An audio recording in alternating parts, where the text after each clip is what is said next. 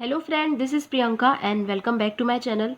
सो guys, आज हम भारतीय संविधान के अनुच्छेद से रिलेटेड क्वेश्चन करने वाले हैं, जिसमें भारत के संविधान का विकास कैसे हुआ है, कैसे कैसे भागों में हुआ है और कैसे कैसे स्टार्टिंग से है ना, जब पुर्तगाली आए और कंपनीज आई, उससे रिलेटेड हम क्वेश्चंस करने वाले हैं। तो अगर चैनल पे नए हो तो चैनल को सब्सक्राइब जरूर कर देना और वीडियो को ज़्यादा से ज़्यादा शेयर कर देना, ताकि लोगों तक ये जो भारतीय संविधान से रिलेटेड क्वेश्चन है उन तक पहुंच पाए, है ना। तो बिना किसी देरी के वीडियो स्टार्ट करते हैं। इससे पहले हम लोगों ने 2 क्लास कर लिए, अगर आप लोगों ने वो वीडियोस नहीं देखा हो तो प्लीज़ वीडियोस देख लेना। तो चलिए बिना किसी देरी के वीडियो को स्टार्ट करते हैं। तो देखते हैं पहला क्वेश्चन क्या कहता है ना। तो पहला क्वेश्चन क्या कहता है, रेगुलेटिंग एक्ट पारित किया गया है ना। तो रेगुलेटिंग एक्ट जो है वो पारित किया गया है। तो रेगुलेटिंग एक्ट जो है 1773 में पारित किया गया है ना। रेगुलेटिंग एक्ट पारित कब किया गया है? 1773 में ब्रिटिश महारानी के द्वारा, है ना। यह अधिनियम जो है वो ब्रिटिश में पारित हुआ था। यह एक्ट ब्रिटिश प्रधानमंत्री रोड नॉर्थ के द्वारा जो है प्रारंभ किया गया था, है ना, या पारित किया गया था। कंपनी के प्रशासन पर ब्रिटिश संसदीय नियंत्रण को स्थापित करना था। रेगुलेटिंग एक्ट का जो मकसद था वो क्या था? कंपनी के प्रशासन पर ब्रिटिश संसदीय नियंत्रण स्थापित करना, है ना। और इसमें क्या किया था? रेगुलेटिंग एक्ट में जो था, बंगाल में गवर्नर को गवर्नर जनरल कहा जाता था। क्या कहा जाता था? गवर्नर को गवर्नर जनरल कहा जाता था, ठीक है। और इसी टाइम रेगुलेटिंग एक्ट के टाइम ही कलकत्ता में 1774 में सुप्रीम कोर्ट बनवाया गया था। कलकत्ता में सुप्रीम कोर्ट बनवाया गया था। कब? 1774 में कलकत्ता में जो है सुप्रीम कोर्ट बनवाया गया था, ठीक है। अब नेक्स्ट देखते हैं, भारतीय संविधान को अपनाया गया। भारतीय संविधान को अपनाया गया तो संविधान सभा के द्वारा जो है, संविधान सभा की बैठकें हुई, उसके बाद बहुत सारी बैठकें हुई धीरे धीरे करके, फिर उसके बाद भारतीय संविधान को अपनाया गया। संविधान सभा के द्वारा जो है भारतीय संविधान को अपनाया गया था, ठीक है। भारतीय संविधान किसके द्वारा स्वीकृत है ना।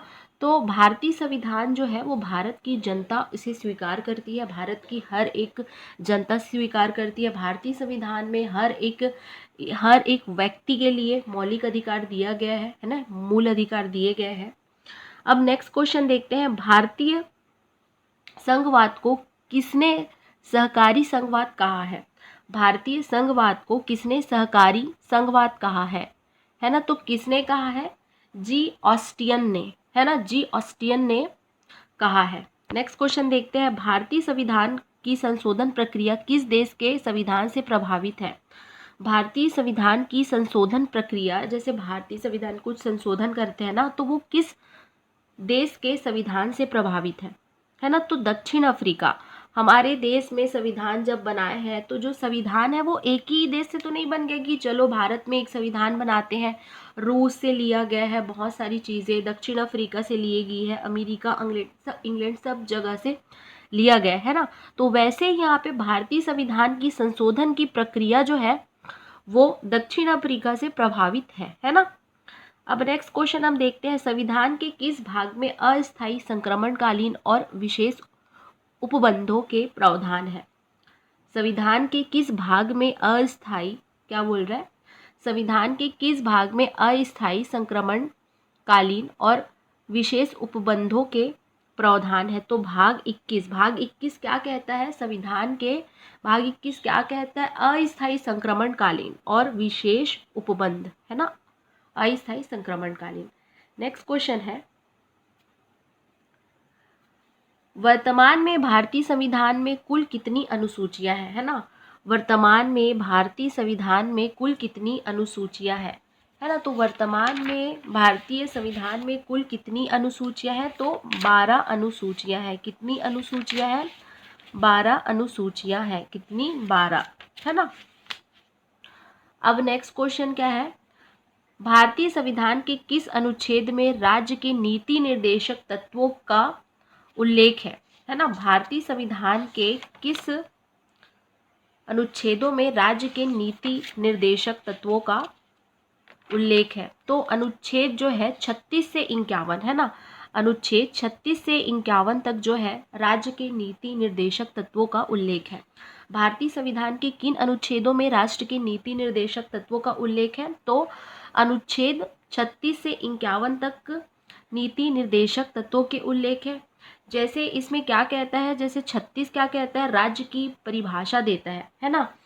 राज्य की परिभाषा जो है संविधान के शायद मैं भूल रही हूँ उसको, उसमें भी है परिभाषा, लेकिन एक बार फिर से राज्य के नीति निर्देशक राज्यों को, जैसे कोई भी संविधान है ना, तो उसमें राज्यों को एक अलग से दिया गया है जिसमें राज्य के नीति निर्देशक तत्व आते हैं, है ना। तो अब नेक्स्ट देखते हैं, नेक्स्ट क्या कहते हैं, राज्य पुनर्गठन अधिनियम कब पारित किया गया था? तो राज्य पुनर्गठन अधिनियम जो है 1956 में पारित किया गया था। कब पारित किया गया था? राज्य पुनर्गठन जो है 1956 में पारित किया गया था। नेक्स्ट क्वेश्चन है, भारतीय नागरिकता नहीं प्राप्त की जा सकती। तो भारतीय नागरिकता नहीं प्राप्त की जा सकती है भारतीय बैंक में जमा करके, ठीक है। आप भारतीय मतलब बहुत सारे इसमें ऑप्शंस थे, तो भारतीय नागरिकता प्राप्त कैसे कर सकते हैं, है ना। तो भारतीय नागरिकता प्राप्त करने के लिए जो है अभी जो एक नया संशोधन लाया गया था उसमें कैसे नागरिकता प्राप्त की जा सकती है। नया संशोधन जो है भारतीय नागरिकता प्राप्त करने का जो नया संशोधन है वो कब आया था? 2019 में आया था, है ना। भारतीय नागरिकता संशोधन कब आया था? अधिनियम 2019 में आया था, जिसे लोकसभा में कब पारित किया गया था? 10 दिसंबर को पारित किया गया था, है ना। 10 दिसंबर को पारित किया गया था। और स्वीकृति कब कब प्राप्त हो गई थी? तो स्वीकृति जो है वो 12 दिसंबर को प्राप्त हो गई थी, ठीक है। कब प्राप्त हो गई थी? 12 दिसंबर 2019 को प्राप्त हो गया था भारतीय नागरिकता संशोधन अधिनियम। तो कैसे प्राप्त कर सकते हैं नागरिकता को? इसमें एक शर्तें लागू की गई थी जिसमें 31 दिसंबर 2014 या उससे अधिक, ठीक है, 31 दिसंबर 2014 या उससे पहले पाक, अफगानिस्तान और बांग्लादेश से धार्मिक उत्पीड़न करने के कारण भारत पहुंचे हिंदू, सिख, बौद्ध, जैन, पारसी और ईसाई लोगों को नागरिकता दे सकती है, ठीक है। 5 साल में नागरिकता प्राप्त कर सकते हैं, ठीक है। संविधान की 6वीं अनुसूची में शामिल किया गया था। किसमें शामिल किया गया था? ये 6वीं अनुसूची में शामिल किया गया था, ठीक है। अब नेक्स्ट देखते हैं, भारतीय संविधान के प्रदत्त मूलभूत अधिकारों को निलंबित करने वाली सत्ता, है ना। भारतीय संविधान के क्या है? भारतीय संविधान के प्रदत्त मूलभूत अधिकारों को निलंबित करने वाली सत्ता। तो भारतीय संविधान के प्रदत्त मूलभूत अधिकारों को निलंबित करने वाली सत्ता जो है वो राष्ट्रपति की होती है। जो राष्ट्रपति है वो मूलभूत अधिकारों को निलंबित कर सकता है, ठीक है। 42वें संविधान संशोधन के 10 आचार आदर्शों के किस नाम से जाना जाता है? तो मौलिक कर्तव्यों के नाम से जाना जाता है, ठीक है। नेक्स्ट क्वेश्चन है, सामान्य न्याय और निशुल्क विधि सहायता का प्रावधान संविधान के किस अनुच्छेद में है? तो सामान्य न्याय और निशुल्क विधि सहायता का प्रावधान जो है अनुच्छेद 39A में प्राप्त है, ठीक है। 39A में प्राप्त है। राष्ट्रीय महत्व के स्मारकों के लिए नहीं है, ये मैं थोड़ा सा भूल गई थी, वो जो है वो 39 में नहीं है, 49 में है। तो 39 क्या कहता है, ठीक है। 39 जो है क्या कहता है? सामान्य न्याय कहता है। सामान्य न्याय जो है और निशुल्क विधि सहायता, ठीक है, मेल फीमेल सामान्य जीविका प्राप्त कर सके, है ना। सॉरी, मैं इसको 49 बोल डाली थी। सामान्य न्याय और निशुल्क विधि सहायता का प्रावधान जो है मेल और फीमेल समान रूप से जीविका को प्राप्त कर सकते हैं, ठीक है। जैसे कि क्या है, आप जैसे मेल और फीमेल जो है, पहले क्या किया जाता था कि मेल लोगों को जो है बहुत ज़्यादा सैलरी दी जाती थी और फीमेल लोगों को नहीं दिया जाता था। तो इसीलिए सामान्य न्याय और निशुल्क विधि सहायता का प्रावधान जो है इसमें है वो मेल और फीमेल दोनों के लिए है, जिनसे उनकी जीविका प्राप्त कर सके, ठीक है। अब नेक्स्ट क्वेश्चन देखते हैं, संसद का निम्न सदन और उच्च सदन है। तो संसद का निम्न सदन और उच्च सदन क्या है? लोकसभा और राज्यसभा, दो ही सदन है संसद सदन के, निम्न सदन और उच्च सदन। लोकसभा जो है वो उच्च है और निम्न सदन जो है राज्यसभा है, ठीक है। तो नेक्स्ट क्वेश्चन देखते हैं, भारत के राष्ट्रपति का चुनाव कितने वर्षों के लिए होता है? तो 5 वर्ष के लिए ही होता है, ठीक है। अब राष्ट्रपति का जो चुनाव है वो प्रत्यक्ष होता है कि अप्रत्यक्ष होता है, ये आप कमेंट करके बताइए। नेक्स्ट क्वेश्चन देखते हैं, उपराष्ट्रपति का निर्वाचन कैसे होता है? उपराष्ट्रपति का निर्वाचन कैसे होता है? अप्रत्यक्ष रूप से होता है, ठीक है। उपराष्ट्रपति का निर्वाचन कैसे होता है? अप्रत्यक्ष रूप से होता है, ठीक है। नेक्स्ट क्वेश्चन है, कौन सी लोकसभा के चुनाव के 4 चरणों से संपन्न हुए थे? कौन सी लोकसभा के चुनाव 4 चरणों में संपन्न हुए? तो 14वीं लोकसभा के चुनाव, ठीक है। संसद के किसी भी सदन के 2 सत्रों के बीच अंतराल किससे अधिक नहीं होना चाहिए? तो 6 महीने से अधिक नहीं होना चाहिए, ठीक है। संसद के किसी भी सदन के 2 सत्रों के बीच का अंतराल किससे अधिक नहीं होना चाहिए? तो 6 महीने से अधिक नहीं होना चाहिए, है ना। नेक्स्ट क्वेश्चन है, मंत्री परिषद व्यक्तिगत रूप से उत्तरदायी होता है। मंत्री परिषद जो है व्यक्तिगत रूप से उत्तरदायी होता है राष्ट्रपति के प्रति, जो है मंत्री परिषद जो है व्यक्तिगत रूप से उत्तरदायी होते हैं। किसके प्रति होते हैं? राष्ट्रपति के प्रति होते हैं, है ना। नेक्स्ट क्वेश्चन है, भारत में शक्तियों का प्रमुख उभरता केंद्र है। भारत में शक्तियों का प्रमुख उभरता केंद्र है तो प्रधानमंत्री ही केंद्र रहता है।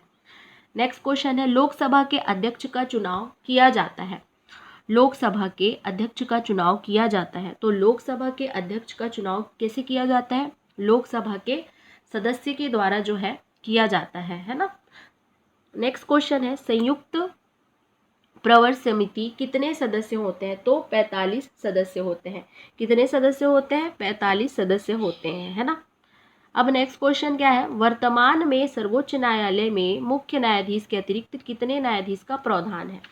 वर्तमान में सर्वोच्च न्यायालय में मुख्य न्यायाधीश के अतिरिक्त कितने न्यायाधीश का प्रावधान है? तो 30 न्यायाधीशों का प्रावधान है। कितने? 30, है ना, 30, ठीक बात।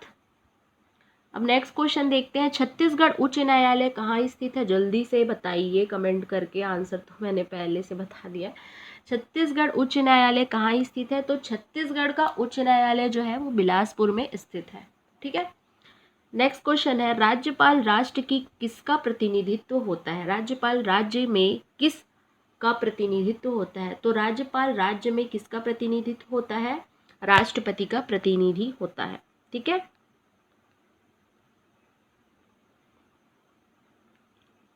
तो यहीं पे एंड करती हूँ, आज के लिए सिर्फ 25 क्वेश्चंस है ना। यहीं पे एंड करती हूँ वीडियो को। एंड वीडियो थोड़ी सी भी अच्छी लगी हो तो प्लीज़ लाइक करना और शेयर ज़रूर करना।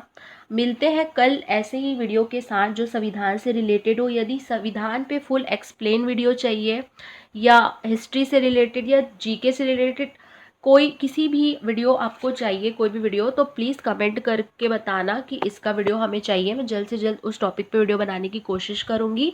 And thanks for watching last तक देखने के लिए। और मेरे से कोई मिस्टेक, कोई गलती हो गई हो तो प्लीज़ उसके लिए सॉरी, और कमेंट करके बताएं यदि मेरे से कुछ गलती हो गई हो तो। एंड ज़्यादा से ज़्यादा शेयर करें एंड वीडियोज़ को देखते रहें। थैंक्स फॉर वॉचिंग, मिलते हैं नेक्स्ट वीडियो में, तब तक के लिए बाय, टेक केयर।